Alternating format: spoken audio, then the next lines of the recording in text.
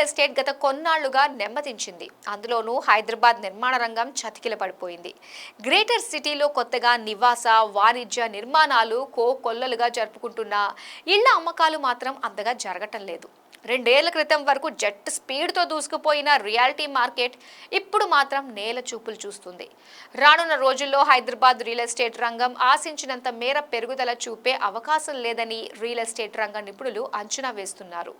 గత కొన్నేళ్లుగా స్థిరమైన వృద్ధిని సాధించిన భాగ్యనగర నిర్మాణ రంగం ప్రస్తుతం దీర్ఘకాలిక తిరోగమనంలోకి పయనిస్తుందన్న సంకేతాలు చాలా స్పష్టంగా వెలువడుతున్నాయి. హైదరాబాద్ లో 5 ఏళ్లు అడ్వాన్స్ గా ఇళ్ల ధరలు, వచ్చే 5 ఏళ్లకు అడ్వాన్స్ ధరలు, అడ్డు అదుపు లేకుండా పెరిగిన ధరలు, క్రమంగా తగ్గిపోతున్న ఇళ్ల అమ్మకాలు, 4 రెట్లు పెరిగిన భూముల ధరలు, హైదరాబాద్ రియాలిటీలో తగ్గిపోతున్న ఎన్ఆర్ఐ పెట్టుబడులు. హైదరాబాద్ రియాలిటీ ఎస్టేట్ లో ఈ స్తబ్దతకు ప్రధాన కారణం ధరలు. గత 10 ఏళ్లుగా క్రమంగా పెరుగుతూ వచ్చిన ఇళ్ల ధరలు ఇప్పుడు ఆకాశాన్ని అంటుతున్నాయి. మరీ ముఖ్యంగా గత 2-3 ఏళ్లుగా హైదరాబాద్ లో గృహాల ధరలు అడ్డు అదుపు లేకుండా పెరిగిపోయాయి. ఖచ్చితంగా చెప్పాలంటే గ్రేటర్ సిటీలోని కొన్ని ప్రాంతాల్లో 3 ఏళ్లలోనే ఇళ్ల ధరలు రెండింతలు పెరిగాయంటే పరిస్థితి ఎలా ఉందో అంచనా వేయొచ్చు.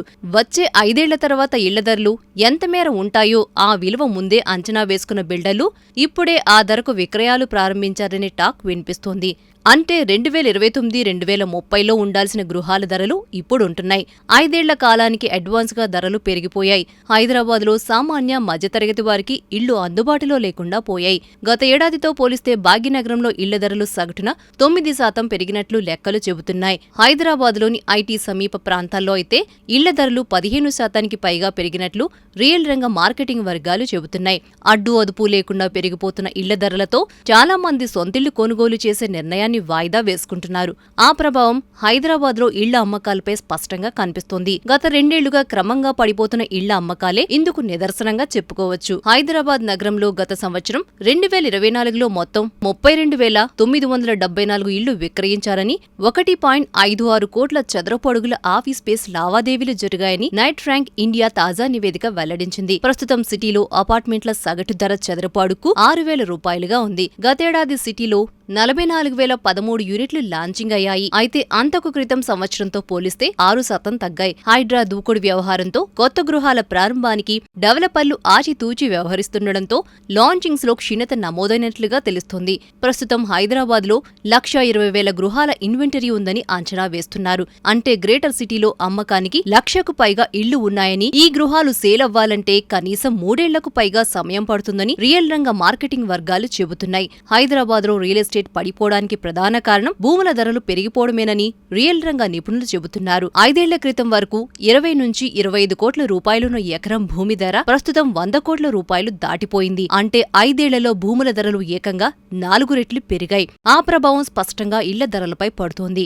ఇదే సమయంలో నిర్మాణ వ్యయం అడ్డు అదుపు లేకుండా పెరిగిపోయింది. నిర్మాణానికి ప్రధానంగా ఉపయోగించే స్టీల్, సిమెంట్, ఇతర సామాగ్రి ధరలు ఆకాశాన్నంటుతున్నాయి. అంతేకాకుండా నిర్మాణ రంగంలో కార్మికుల భారం భారీగానే పెరిగింది. లేబర్ ఖర్చులు విపరీతంగా పెరిగిపోయాయి. ఇలా భూముల ధరల నుంచి మొదలు నిర్మాణ సామాగ్రి, లేబర్ అన్నీ పెరగడంతో ఆ ప్రభావం ఇళ్ల ధరలపై పడుతోంది. దీంతో ఇళ్ల ధరలు పెంచక తప్పడం లేదని నిర్మాణ సంస్థలు, బిల్డర్లు చెబుతున్నారు. కొత్త ఇళ్లు కొనాలనుకుంటున్న వారు ధరలను చూసి వేచి చూసే ధోరణి అవలంబిస్తున్నారు. ఇదే సమయంలో కీలకమైన మౌలిక సదుపాయాల ప్రాజెక్టుల్లో జాప్యం జరగడం మరో కారణమని చెప్పవచ్చు. సామాన్య మధ్యతరగతి వారు ఎంతో ఆసక్తిగా ఎదురుచూస్తున్న రీజనల్ రింగ్ రోడ్, మెట్రో రైలు విస్తరణ సైతం రియల్ ఎస్టేట్ పై అధిక ప్రభావం చూపుతోంది. ఈ ప్రాజెక్టులు సకాలంలో పూర్తి కాకపోతే రానున్న రోజుల్లో నగర శివారు ప్రాంతాల్లో సైతం రియల్ ఎస్టేట్ నీరిగారిపోయే ప్రమాదం లేకపోలేదన్న టాక్ వినిపిస్తోంది. ఏదేమైనా భాగ్యనగరం యొక్క రియల్ ఎస్టేట్ డిమాండ్ ను ట్రాక్ లో ఉంచడానికి తెలంగాణ ప్రభుత్వం ఈ అంశాలపై ప్రధానంగా దృష్టి సారించాల్సి ఉందని రియల్ ఎస్టేట్ నిపుణులు చెబుతున్నారు. ఇదే సమయంలో